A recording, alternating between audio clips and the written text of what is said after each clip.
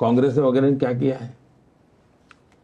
देश का संविधान बनने के बाद सबसे पहले फिजिकली उस पर हमला किया उन्होंने, संविधान पर फिजिकल हमला।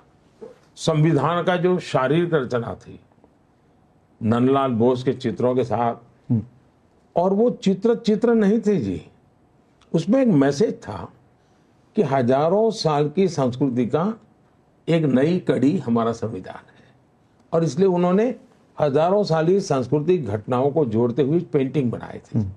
बहुत सोच विचार करके संविधान की बॉडी बनाई गई थी।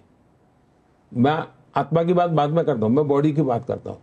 ये चित्र मामूली चीज नहीं थी। चित्र राम का था, कृष्ण का था नहीं, उसमें हमारे देश के गणराज्यों की भी चर्चा है चित्रों में जी, है ना, मतलब नरेशन का, यानी पूरी तरह सांस्कृतिक इतिहास है उसमें।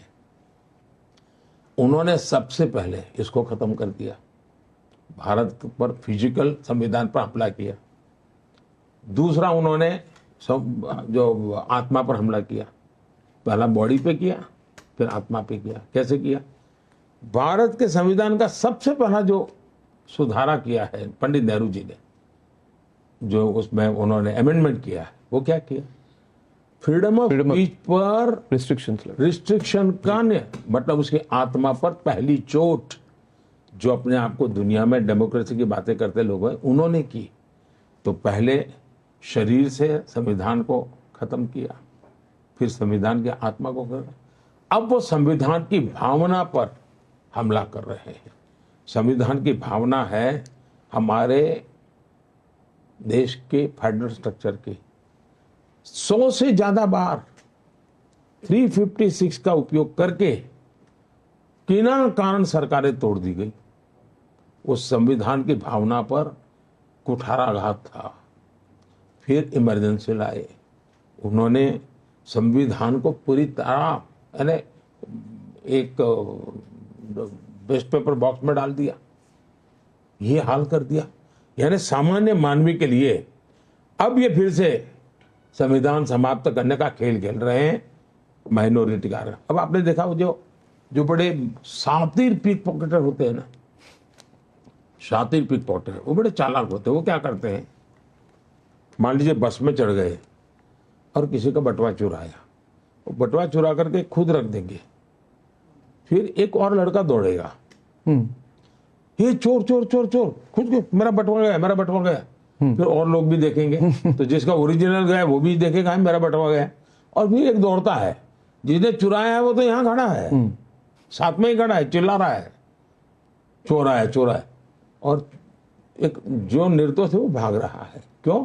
चालाकी है। इन लोगों ने, मैं इनको पिक पॉकेटर नहीं कह रहा, ऐसे छोटे शब्द किसी के लिए मैं उपयोग नहीं करता हूं, लेकिन मैं उदाहरण इसलिए समझाता हूं कि वो अपना खेल खेलने के लिए उन्होंने चिल्लाना शुरू कर दिया, मोदी संविधान बदलेगा, मोदी संविधान बदलेगा, मोदी संविधान बदलेगा, जो कहीं है ही नहीं। न हम कभी बोले हैं, न हमने कभी सोचा, इतना ही नहीं, हम तो संविधान को इसके लेटर एंड स्पिरिट में जन जन तक पहुंचाना चाहते हैं। इन्होंने ये माइनॉरिटी के नाम का खेल खेलने के लिए खुद होकर के संविधान बदलना चाहते हैं, इसलिए ये चिल्लाहट शुरू की है। तो आपके कानों में वही आवाज आए और चोरी छुपे से पीछे वो करना। आप कह रहे हैं वो बदलना चाहते, वो बदलना चाहते किस दिशा में? वो धर्म के आधार पर आरक्षण करना चाहते हैं, और जो संविधान की आत्मा पर आखिरी कील होगा वो आखिरी बार होगा संविधान की आत्मा पर। संविधान सभा ने जब चर्चा की, महीनों तक चर्चा की, और उसमें पंडित नेहरू जैसे लोगों को छोड़ दीजिए, बाकी सब सनातनी थे जी, और सबने मिलकर के तय किया हमारे दलितों को आरक्षण मिलना चाहिए, हमारे ट्राइबल को आरक्षण मिलना चाहिए, हमारे ओबीसी को आरक्षण मिलना चाहिए। संविधान की भावना थी, क्योंकि इन लोगों के साथ और कारण थे। जबकि विचार हुआ, गंभीरता से हुआ, धर्म के आधार पर आरक्षण हमारे देश में नहीं दे सकते। धर्म के आधार पर देश बन चुका था एक जी। अब हमें यहाँ देश में धर्म के आधार पर चलने की जरूरत नहीं है, हमें ट्रू सेंस में सेक्युलर होकर चलना चाहिए। ये सेक्युलरिज्म पर भी वार कर रहे हैं। जब धर्म के आधार पर आप आरक्षण कर रहे हो तब सेक्युलरिज्म पर वार कर रहे हो। और इसलिए देश चिंतित है।